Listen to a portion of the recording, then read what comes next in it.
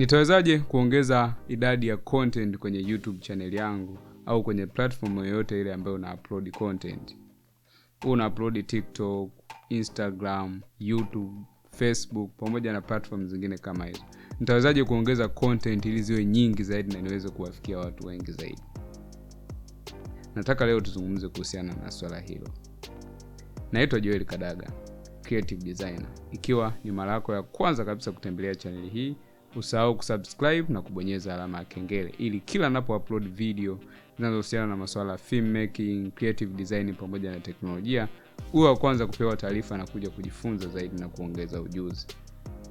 So, moja ya kitu ambacho naamini watu wengi sana wao wanajiuliza ni kuhusiana na content huwa zinaisha? By the way, sio kitu rahisi sana kumaliza content, na haijalishi wewe umechagua niche gani kuweza kutengeneza content ya ambazo unataka kuposti kwenye hizi platform mbalimbali. So, ikiwa unatengeneza content za YouTube, Instagram na sehemu nyingine, bado unayo nafasi kubwa ya kuendelea kutengeneza content zaidi na kuwafikia watu wengi zaidi. Haijalishi unatengeneza content za aina gani na uko katika niche gani. So, nataka nikueleze kuhusiana na njia mbili ambazo unaweza kutumia kuweza kuongeza zaidi content kwenye platform zako, ama ni YouTube au wapi, na bado ukaendelea kutengeneza fan base mpya na watu ambao wanaendelea kufuatilia na kuenjoy zaidi. Njia ya kwanza kabisa ni kutengeneza content mpya ambazo hujawahi kuupload kabisa katika channel yako. Basically, ya njia hii unachoweza kufanya ni kuendelea kusoma zaidi na kupata maarifa mapya kuhusiana na niche ambayo unafanya ili uweze kuenjoy zaidi, lakini kuna wakati unaweza kubadilisha kabisa au kuhama niche kulingana na kile ambacho watu naona wanakipenda zaidi kwenye channel yako. Kwa hiyo unachofanya, unasoma zaidi na kuangalia ni sehemu gani ambayo unaona kabisa watu wanahitaji kuelimishwa au wanahitaji content hizo ziwepo nyingi, lakini pia unaongeza zaidi vile vitu ambavyo unaona kabisa labda kwenye wakati unaanza channel au wakati unatengeneza content awali haukume specify sana kwenye hiyo niche.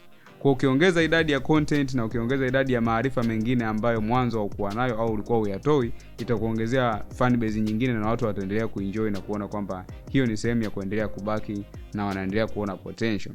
Na kadri watu wanavyobaki na kadri watu wanavyotazama video zako, ndivyo ambavyo YouTube wanarecommend zaidi video zako kwa watu wengi. Kwa sababu YouTube au mitandao mingine ni kwa ajili ya content creator.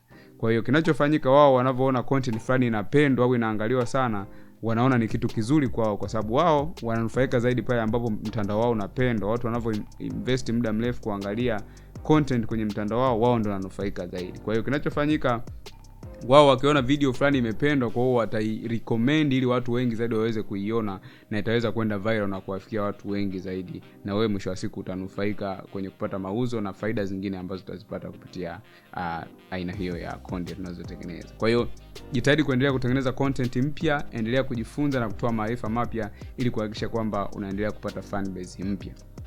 Njia ya pili, ambayo pia ni njia nzuri sana ambayo inaweza kukusaidia wewe kuweza kukuza channel yako, ni kucreate content zako. Yes, unachotakiwa kufanya, unatengeneza mazingira ya kuangalia. Nilishawahi kuupload video miaka 2-3 iliyopita. Na akili za binadamu zilivyo, wanasahau haraka sana. Yaani unaweza upload video miezi 2 iliyopita tayari wameshaisahau, na mtu mwingine anayeanza kukuangalia au kufahamu leo ataangalia video 2-3 za juu, lakini video ambazo ziko chini hawezi kutazama.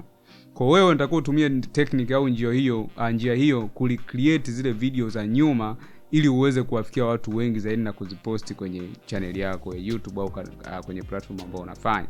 Njia hiyo na kuhakikisha kwamba itaongeza fan base kubwa ya watu na wataendelea kuenjoy, na usihofie kwamba mbona kama utakuwa unarudia. No, unalicreate katika namna nyingine, unatumia maneno tofauti na kuwasilisha kitu kile kile. Watu watapata ujumbe na kufurahia zaidi ule ujumbe kuliko ambavyo mwanzo ulifanya.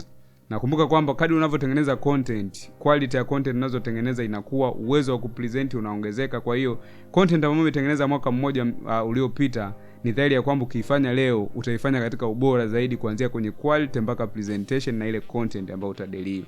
Kwa hiyo ni dhahiri kwamba watu wana uwezekano mkubwa kuipenda zaidi video ambayo umefanya leo, hata kama ina topic inayofanana na uliyofanya mwaka mmoja uliopita, na watu wakaenjoy zaidi kufurahia na kujifunza zaidi.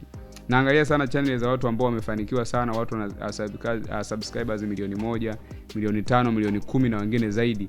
Wanafanya sana hii mbinu ya kurecreate content zao zile ambazo walishawahi kufanya nyuma. ina faida kubwa sana, itakuongezea fan base na watu wataendelea kukunotice na kujifunza yale mambo nyuma ambayo hawajawahi kujifunza au walikuwa hawajawahi kuyaona, kulingana kwamba video zako zilikuwa chini sana na watu hawazioni. Na kuhakikisha kwamba ukitumia hizo njia mbili unaweza kuenda viral na ukatengeneza impact kubwa sana kwenye channel yako na kile ambacho unachokifanya, na ukafanikiwa zaidi kwenye kile ambacho unakitengeneza au unakifanya.